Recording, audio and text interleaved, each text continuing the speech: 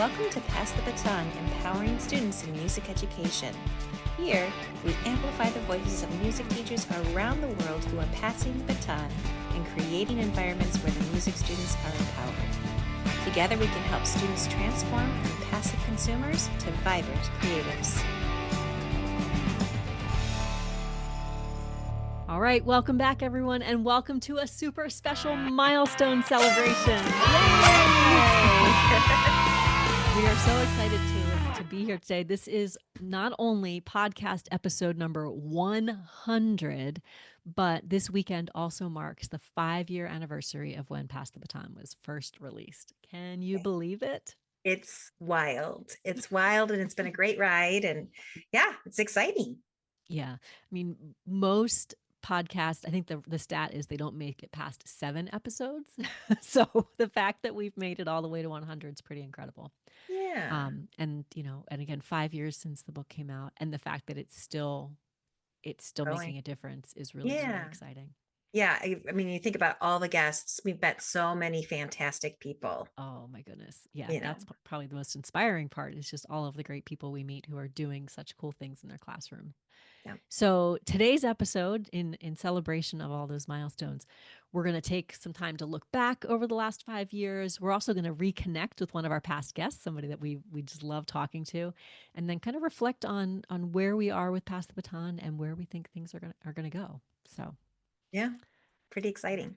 Yes. So let's think about this, right? Kathryn, when was it? 2018, right? I think that's where where we say we kind of met each other online, right? Yep. On Twitter. Yep. On good old Twitter. Someone said Twitter changes your life, and it did. It did. Yep. Yeah. It did. Yep. So we met on Twitter, or connected on Twitter, and just were having the conversations, which at the time, Twitter was really neat because people were having conversations about education, and they were saying that whole what if, right? What if we, right, did some things differently? And I think that's what really excited me about the conversations, is that I was having the opportunity to ask those questions, and somebody else who was, willing to engage in that, in that question and think the same kind of thing. Yeah. I mean, there were a lot of slow chats and things that were going on, and it would be, some parts I would really understand, and some parts I'd write down, like, I don't know what that word is. What is that? I want to know more about that. Yeah, what would that mean for music? What would that mean for me as a music teacher? Right. So yeah, it was great to like connect and get a log on. That sounds so old, but I am old, but get on, and just look when you needed to and when you wanted to, and then, and reflect, and then pick up a book or talk to you, and think about all the things that were what ifing. Yeah. And we did. We both read a lot of books during that time as well. A lot of books. And I'm pretty sure all of them, right, were general education. None of them were music books. Nothing that was music specific. That's why, connecting with you, it was like, oh my gosh, another music person in all of these people. There were a lot of people on these chats. Yep.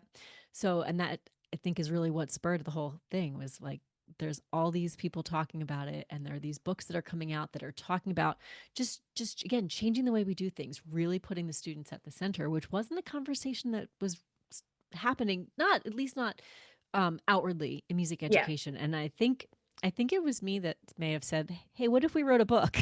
I think it was. And you went, yeah. Yeah. But it was, I think the more we talked about it, it was like, well, yeah, we need to start these conversations. Mm-hmm. And then the next really cool thing was that when we pitched this idea to Dave Burgess, he said, yeah, let's do it. Yeah, that was they really did not have any other music books in the Dave Burgess catalog. I don't think they still do. And they took a chance. They took a chance on us. And that, I think, was something that was really, really special to hear, people who were doing really great things in education to see 2 music teachers and be like, yeah, let's do this. So, that partnership from the get-go was really, really special. Being able to work with them and then go through this whole writing process. I still, to this day, say that I wrote the majority of the book in Starbucks. Yep. And we met in person after we submitted.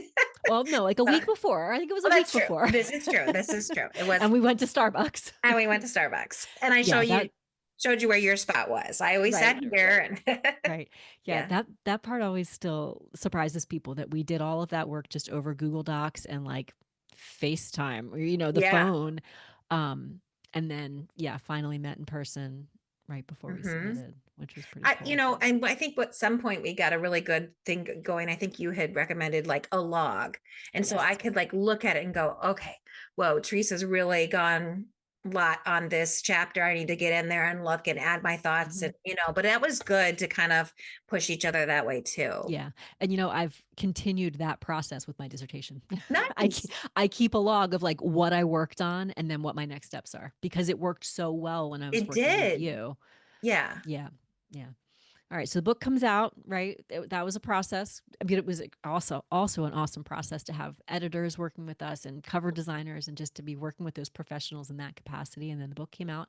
It was November 1st, 2020. Um, Hmm. I was still teaching at home from the pandemic. You were teaching from home, Yep. right? Um, Yeah. but it was so exciting. And it was so cool to see it in people's hands and then to really start having more and more conversations.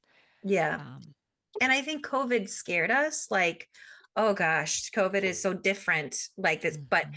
it was really, I think, a good thing because it was like everybody was then starting to see a reset button needed to happen Mhm. when we got back. So it Yeah. kind of was just there in time. Yep. Yep. And I remember having conversations with you and being excited as people were talking about it. And it was like, there's got to be, what's the next step, right? There's something else out here. What is that next step? How are we going to be continuing these conversations? And Hmm. that's where we got the idea for the YouTube channel, Hmm. Hmm. right? And we were thinking about who are these people that we know we've now found that are doing some of these things and are really showing what it means to pass the baton. So Right. we started I the YouTube think channel. people really were receptive to the at the end of each chapter, kind of like the people that we featured, the encore people. But what Yes. was kind of nice in this podcast was like kind of an addition to that of like, Hmm. let's spend 40 minutes with them and like get Yeah. more of the details and the why Yep. behind. And so yeah, the podcast or the YouTube videos were great for that, just to Yeah. kind of get a little bit of a deeper dive into cool things Yeah. that are happening in someone's classroom. It's funny in the podcasting world when I talk about this story, people are always shocked to hear that we went video first. Yeah. And I was like, really? Because in the podcasting world, I guess, first of all, they're not teachers, right? So I think for us, you and I had been doing video stuff already. It Yeah. wasn't, it for, I don't know, it did. Okay, you did all the editing, let's be real. But it didn't seem like that big of a deal to be like, oh, yeah, we'll just put together some videos. Yeah. Yeah. No, it just seemed natural to me too. I think again, COVID, Zoom Hmm. videos, it just was very Yeah. Right. And then when we were getting ready to say, okay, let's make this a podcast, then it was like, oh, a podcast. common. But yeah, so I guess what was it? No, April of 2021, we released it out as a YouTube channel, and Yes. then our decision was for the first birthday, November 1st, 2021, we would release the episodes on the podcast, and I mean, and it's been going strong ever since. Yeah. Obviously. Yeah. It's been really nice. Again, so many guests, so many cool Mhm. ideas. Yeah. And I think, like we were saying, when we first wrote the book, there were a small number of people having the conversations. I'm sure it was happening in more places, but having the conversations, it was a small number. Um, and, doing the things in their classroom and whatnot. But what's been really cool is just to hear those conversations growing. And it's not just happening small little pockets in the corner anymore. It's Hmm. becoming more common. So, pretty cool stuff to think about when we can, go to a conference and have sessions that are about student ownership and student agency and empowerment. And then that's just really, really neat. Okay. Well, what do you say? Should we maybe reconnect with one of our past guests? Let's do it. Okay, so here we are. We are super excited to be joined with our good friend, Shane Calhoun. Shane, thanks for being here. No problem. It's a pleasure as always to speak and meet with you guys. We should do it more Yes. often. I know. So last time we did this on the podcast was episode 53, which was a Yeah. little over 2 years ago. So it's real exciting that you're here to celebrate this milestone with us. Congratulations. I have a pod that's not music ed related called Purpose Addict. So to get to 100 episodes, I understand the commitment. So good job. Kudos to you guys. Thank you. Thanks. Yeah. Well, what have you been up to the last 2 years? It's been a little while. Just running the race. I think the last time we talked, I had just started my job as assistant professor at Alabama State, or maybe it was Mhm. just a year in. So now it's just I have a better understanding of where we are, what we do, more thoughts of just being more inclusive in music education, and it's a marathon, right? Um, Mhm. just when you think we have it, you realize that we're still probably pretty far off if we're Yeah. all just being honest. Yeah. So yeah, just running the race. Names beginning to move around, a lot more presentations, a lot more conversations, getting into more rooms. So it's good. Yeah. Awesome. Well, and that's, you said getting out, doing more presentations. That's kind of why one of the reasons we wanted to talk to you today, because you've been seeing all kinds of great stuff on social media that you're doing. I guess my first question is, what's going right in music education these days? Like, let's think about celebrating that for a moment. What do you see that's going really well? What I see that's going very well is that we're having the conversations. I think that we are talking about the things. Um, Now, if we're all Mhm. looking at it with a clear eye, our speaking specifically in the US, things have changed. It feels Mhm. there's a different air. But I think we're having the conversations to the best of our abilities, and the things like the modern band conversation. I think that's Yeah. picking up with great steam. Technology is picking up with great steam. One of the things that I've told anybody that I've spoken to this year,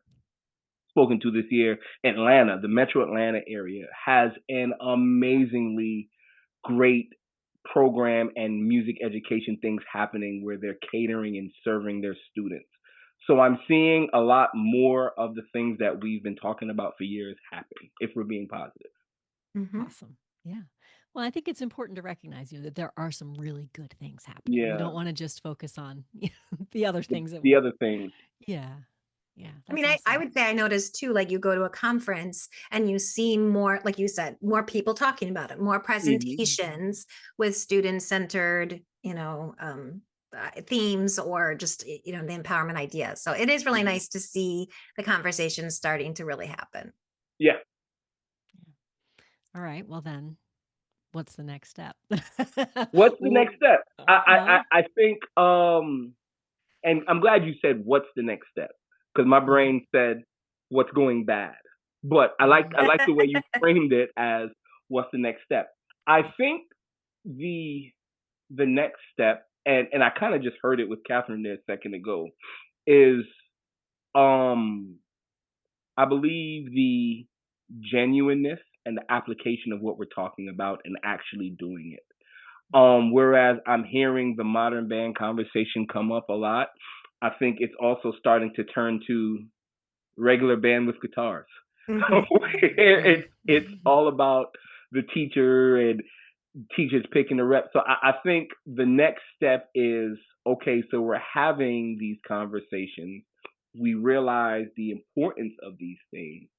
How do we actually carry it out in a way that's meaningful and very big word that's authentic to Yes. the educator, which is important, to the students, and again to the music. Yeah. So You what's it know, going to look like? Oh, go ahead, Yeah, Catherine. well, I was going to say, I think you're jarring my memory from 2 years ago because I kind of remember you saying, which I've done this too, of like you start a new thing and you take this, innovative idea and you just put the old way to it, right? And Yeah, we yeah. just it's just that's what we do. I mean, and so, but yes, I think you're right. Like now we're trying the next thing is to put things into action um and then also have conversations with people again about like, oh, this part was good, but I Mhm. kind of went the old way here, how could I make that different, Yeah, and you just actually triggered my memory again. What I yeah. wanted to say was in the previous conversation when you were speaking, you said and I'm saying it as I heard it. You said this student-centered thing, and I know you get it. I know you understand it, but it's still, we're all still in that place of what is this thing that we're doing? And I just think, that's why I said at the beginning, it's just a continual conversation. Yep. One of the things I don't think that I mentioned, I've taken over as the innovations chair for NAFME's. I've taken over as chair for NAFME's Innovations Council.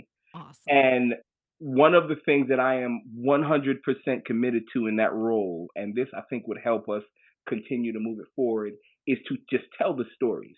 There are so many people that are doing the work, that are doing great work, that are really feeling their way through just like the rest of us, that don't get the light of day.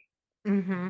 So with that space and with really the platform that I do have, that's why I bring up the Metro Atlanta area every time I can, because they have DJ battles going on, production, artists. They have a great partnership system. I think just telling the stories of the people and highlighting the people that are actually doing the work and doing it well, that's working for the situation, is probably, in my opinion, the way that we're going to continue to move the conversation forward. Yeah, absolutely. One of the things that I was thinking about as you were talking is also, I feel like we need to get comfortable with the idea of feeling uncomfortable, right? Because I feel like some of it too, like when we're thinking about that idea of, oh, we have this new thing, oh, but I'm going to do it the way that I know, it's a discomfort. It's because we're not comfortable. And I think we just need to figure out how to be okay in that space. I agree. I'm working on a thing. I'm working on a thing that tackles that idea. Nice. Yeah. So we're on the same page. That's as much as I can say right now. Yeah. Yeah. And I think I'm thinking through what you're saying about this idea of me being able to share the stories. And I think if we can also just be honest with the world with like, yeah, it feels a little uncomfortable at first, and here were some of my missteps, and that's okay. Yeah. Right. Being willing to share the fact that sometimes it doesn't go right the first time. So I have a question, and I'm gonna ask it, and I'm hopefully not giving my thought away, but I want to plan it. So we always talk about, or we have been talking about, empowerment, agency, but we always speak about that from the perspective of the student. What does that look like from the perspective of the teacher? Yeah, that's the gap. The teacher needs to feel that they have the autonomy first before they can even start to feel like the student can, is what I'm You seeing. took the exact word that I just didn't want to say. You use the exact word. And I think that's the next level where we start to peel back the onion, where it becomes more authentic, is dealing with that the teacher autonomy, them feeling like they are empowered and have a place to do the thing. Yeah, it's funny. We talked a little bit about that with Chris Ricketts a few weeks ago. It just was wow. I just literally was text messaging him back and forth. Literally, that's like awesome. But we were saying some similar things, and this is what I thought was fascinating, though, because I asked him, I said, "Well, do you feel like teachers have a lot of autonomy?" And he said yes, and I was like, "Oh, that's great." But then I was like, "But I wonder if teachers in the U.S. all feel that way. I wonder if it's but I have no idea. I know that when I was in the classroom, I felt like I had some, and in some situations more than others. But I also sometimes will have conversations with teachers, and I get the impression that they don't feel that way. We probably could write about this when you're done with your big paper. But a couple of months ago, maybe even a year ago, I mentioned to an educator that I respect greatly that I said, we have more wiggle room than you think. And they lost it. I have no wiggle room. So that lack of feeling of having autonomy, I would bet pennies to a dollar that most of it comes from the pressure of keeping up with standards and the standards. Both. Like we have this box that we have to maintain, and anytime you're trying to work in that box, out goes the autonomy.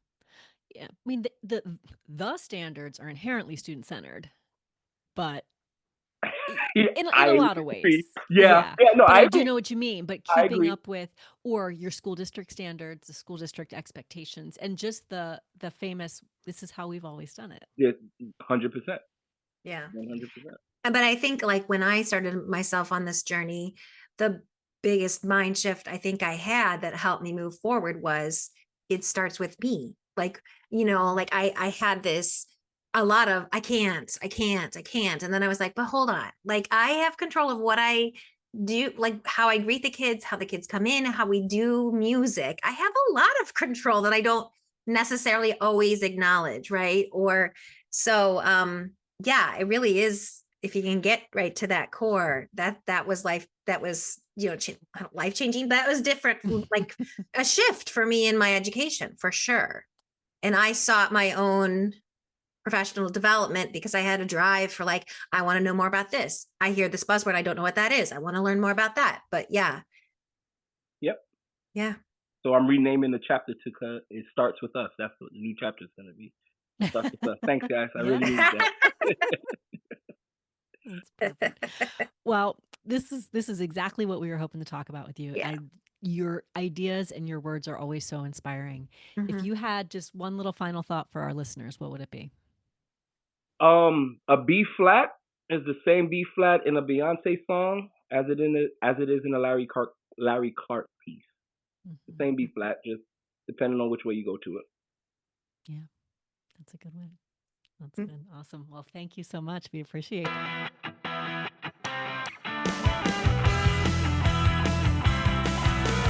It is always so nice to talk to Shane. I just love our conversations with him. Yeah, he's fun to listen to and just always has really good things to say. Absolutely. So over the years, we've had so many incredible podcast guests, and for all of these guests, we prepare questions, and we are doing the question asking. They are doing the answering. Let's turn that around now, and let's take a few minutes, and we're going to give some of our answers to these questions. So, Yeah. Kathryn, I'm going to start with you. Okay. So here's my question for you. What is something that you have learned from our interviewees that's actually showing up in your classroom? Yeah. I mean, isn't that the good end product of being a co-host and of a podcast is that Absolutely. you get to hear these things and it's like the best PD, right? Professional development. So I have lately been hearing why in my head. And one thing that just really stuck with me was just listen to your kids. Listen to how they respond to something, listen to their interests, listen to their schema, what do they know and how can you take them from what they know. Help teach them through their interests, like so many cool things by just listening to your students. So that's one that's really stuck with me. And then Matthew Stensrud, so many things stick with me with that episode, but just the idea of really taking a close look at like, how do you respond to children and realizing that kids need to be taught expectations and routines, and that helps them to feel like a sense of belonging in your room because they understand how the room works. We put a student center in the room. It feels like our room, and just how you respond to kids and build those relationships are so, so important. Yeah, absolutely. Those were two really, really great interviews. Yeah. So if I flipped the question onto you, what's something that you have learned from some interviewees that you have shown up into your world? Yeah. And again, I feel like I pull something from almost every episode we listen to, right? Yeah. That's how incredible they are. But I guess the two things that are really sticking to my mind right now. The first one was when we talked to Mallory Alekna, and she was sharing about the critical response process, this process that we can use with students to help give and learn to receive feedback, but also the fact that it centers the creator so much, that it really puts the ownership in their hands to get the feedback that they need and the feedback that's going to be meaningful to them. So I've been trying to incorporate that in my teaching when I work with students on peer feedback, just trying to, even if we don't do the entire process, just pulling little snippets from it. Which she helped me understand you could, right? You can take bits and pieces. And I also did buy the book that she was talking about. Oh, good. Yeah. All right. We'll have to talk about that later, how we like that. Yeah, so that's the one thing that I've been thinking about a lot, is that idea with feedback. And then I guess almost in like a related manner, Chris Gleason's talk about grading. Oh my goodness, has that been on my mind? Mm-hmm. Chris was talking about this idea of ungrading and how we really need to think about like how our feedback and grades and things like that, what that communicates to the students, and Mm-hmm. maybe are there other ways to help the students grow as musicians. And what's funny, you say that, I actually bought one of the books that he was talking about. There you go. So there you go, right? Yeah. But it's really had me think about, how I'm structuring grades in my classes, and Yeah. how we can make it something so that the students are getting feedback and understanding growth, and that we're showing growth and not just compliance. Yep. So I think those are the two big things for me. Yeah. I mean, I think one of his strongest points is just look at, all this technology in the past 100 years and how things have changed. The car, the phone, name it, there's a change. And then a report card and a current report card are kind of similar, right? So it Yeah. really is Yep. interesting. And he has so many great ideas about how we could innovate that system. Yeah, absolutely. So if you haven't listened to those episodes, highly recommend. Good ones. Yep. Okay, so that's a podcast question. I have a book question for you. Okay. So we talked about how we wrote this, right? We started like 2018, 19-ish. What if we were writing it today, or we had the opportunity to rewrite? We had the opportunity for edition 2. What's something that you would include that maybe wasn't in there the first time? Yeah. Well, I think this is something that I think we knew was going to happen, but the tech chapter, right? The technology chapter was like, what do we put in there that we think will sustain over time, knowing and we're in a world where technology changes all the time. So, I think that Flipgrid, people might notice Flipgrid Yep. is not anymore. So, Yep.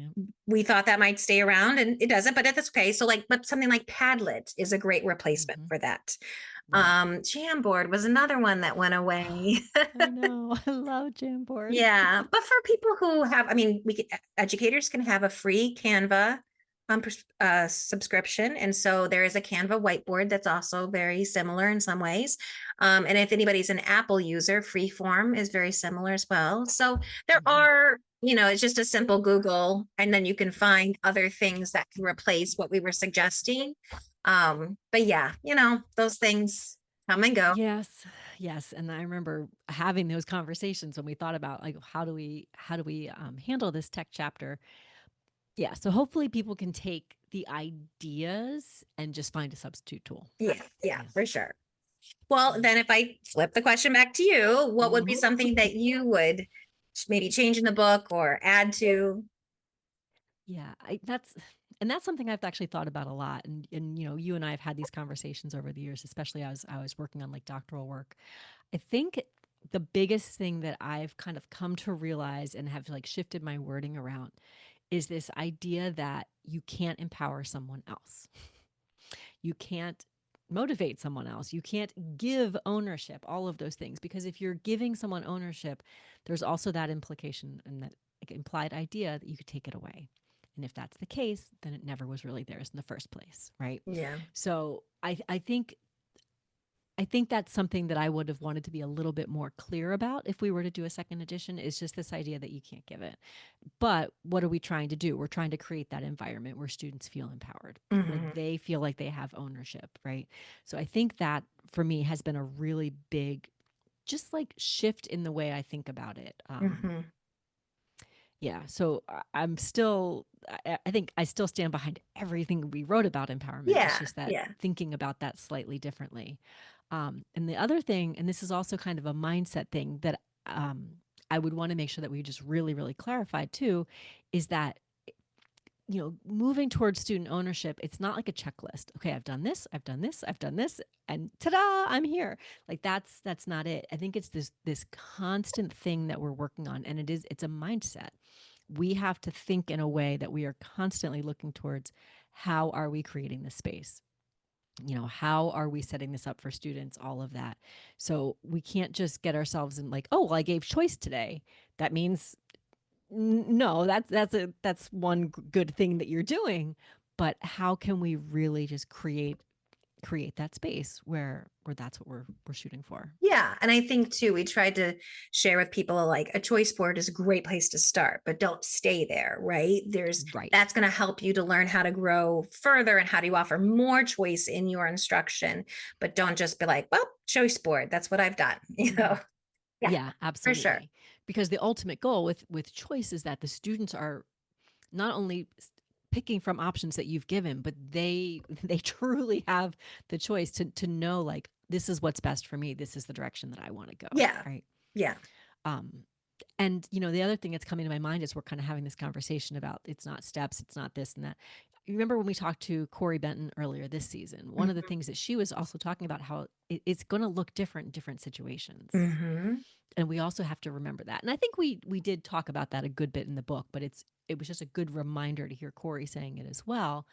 Like, the things that I do in my class might not be what you do in your classroom, might not be what I do next year even, right? Mm-hmm. Because we are so reliant on who's in the room with us. Mm-hmm. So Well, and things like that. I also remember her saying too, like the constant reflection that she has, right? Because from year to year, you might do it the next year, you might not do it the next year because of kids that are in your class. So it just, all of that would be a great reminder in the book too. Yeah. And it's funny, I listened to a lot of podcasts, as I'm sure many of our listeners do as well. And I remember listening to a podcast recently where they were interviewing Dan Pink. And Dan Pink, he was a real big, his work really influenced me. And I think you as well, as we were writing the book, with his work Drive. And it was interesting because the host that was interviewing Dan asked him, the same question. If you were to either rewrite or be writing it now or, any of those things. And his comment, which relates to mine, was, I would make sure that I was very clear to tell people that you cannot motivate someone else. Mm-hmm. You can't do it. And how often as teachers do we say, well, how do we motivate kids? Well, you can't. You can't motivate someone else. So it was just neat to hear someone, as prominent as Dan Pink, looking back on his work and also having the same kind of reflection, as we're having. Yeah. I would hope that for us. And I would hope even in 5 more years, we would be like, oh, and I'd add that, because hopefully we're continually growing and learning and, and just tweaking things for sure. Yeah. Like we don't have it all 100%, right? It's just a constant work in progress. Right. And we all are. Yeah. Oh, and yeah. I think that's the important thing to remember. Yeah. All right. Let's do some fun questions. Okay. Yes. All right. So I'm going to do lightning round, which means you have to answer quick. Okay. And potentially, I was going to say maybe even short, but we'll see how we do. Okay. Ready? First question. What music are you listening to these days? Anything Coldplay. Anything. I saw Chris Gleason. I saw Chris Martin this summer and it was the best concert I've ever seen. And so Coldplay all the time. Chris Gleason would probably love that you're confusing the two. Right? Okay, next question. Okay. Here's your desk. What's your favorite thing on your desk? Okay. Jumbo paper clips. I don't like the little ones. The little ones are worthless. Jumbo. Has to be jumbo. Okay. Got that? Only send her the jumbo ones. Only jumbo. Right. What is a hobby that you've been enjoying recently? The Cricut. I have a makerspace. You can actually see it in the back, right? Like anything with my Cricut, making cards, making vinyl, things with vinyl, anything Cricut. Nice. Yeah. Okay. Cool. So lightning round for you. Okay. I'm ready. Okay. Favorite Halloween candy? Take 5. Every day, all day. It's a good one. Yeah. Recent movie you've liked? I just watched K-pop Demon Hunters finally. It was good. I enjoyed it. Okay, so I know it for my kids, but I should watch it. I think you really should. Yeah. Okay. Yeah. It made me smile. I've got the song stuck in my head. Which one? Golden or Soda Pop or I don't even know the name of what's going through my head right now. But not Soda Pop. Okay. Yeah. That one's a favorite in school. Okay. And then I know you love reading books. So favorite book or maybe a education book, maybe a fun book. Okay. Education book. I just mentioned I was reading the one that Chris Gleason had recommended, Punished by Reward. Okay. That's been a really, really interesting one. I'm about halfway through. And then So I also am always reading novels. Have you ever heard of the Inheritance Games? It was No. this great, I think it's technically a YA, like a young adult series. Okay. I had originally read the first 3, and then of course I learned there were more. So now I'm reading like the final one of that series. So if you like just fun YA stuff, Yeah. highly recommend. I don't even remember what this last one's called. Something like The Final Gambit. I forget, but yeah, it's part Okay. of the Inheritance Game series. Okay. Now we know. So there you go. Now you've learned a little bit more about Kathryn and I. Yeah. Jumbo paper clips, everybody. Paper Jumbo paper and clips. send the take 5s my way. Yeah. Yeah. Yeah. Oh my goodness, this is fun. It's just such a, I don't know. It just makes me feel so good inside that we've hit this point. 5 years with the book, 100 podcast episodes. It's awesome. It's really, really, really special. We wouldn't be doing any of this, however, if it weren't for all of you out there listening. Because without our listeners, without our podcast guests, without the people reading the books, I don't think this work would be as meaningful as it is now. So this is a huge thank you to all of you for being here and being part of this journey. It keeps us going. Yeah. And we learn so much from everybody. Yeah. And one of my favorite things is just getting an email from someone to say, hey, I tried this, or seeing like a social media post. Like that is just seeing somebody at a state conference and being like, oh, I read your book, or, oh, like that's just, it's really, really nice. Yeah. It's awesome. So thank you. And speaking of that, like, please do send us an email or send us a note on social media. It's podcasting sometimes can be a little bit of a isolating space. I mean, luckily we do it together, right? And we have guests, but at the same time, we're sitting here in our home basements talking to the computer. So please feel free to reach out anytime, because we always love to hear from people. Questions, tell us what's going well, tell us what you're struggling with, all of that, because we love it. And just because we hit episode number 100, we're not stopping. Nope. We've got a bunch more to come. We're really excited about these next few episodes that are going to come out. So I know you'll love them. We've got a little bit of everything coming up, don't we? Yeah, kind of. Yeah, it's nice. Some different general music ideas, some just a lot of good stuff that's going to be coming up. So yeah. All right. Well, thank you, everyone. Thank you for being part of this. Thank you for sticking with us. If you're new, welcome. Yeah. We hope you stick around. And, we hope that we are still here doing this when we hit episode 200. That would be nice. All right. Bye, everyone. Thanks for joining us. If you have found value in our conversation, please hit that like button, subscribe to our podcast, and leave a review. Your feedback means the world to us and helps us grow our community of passionate music educators.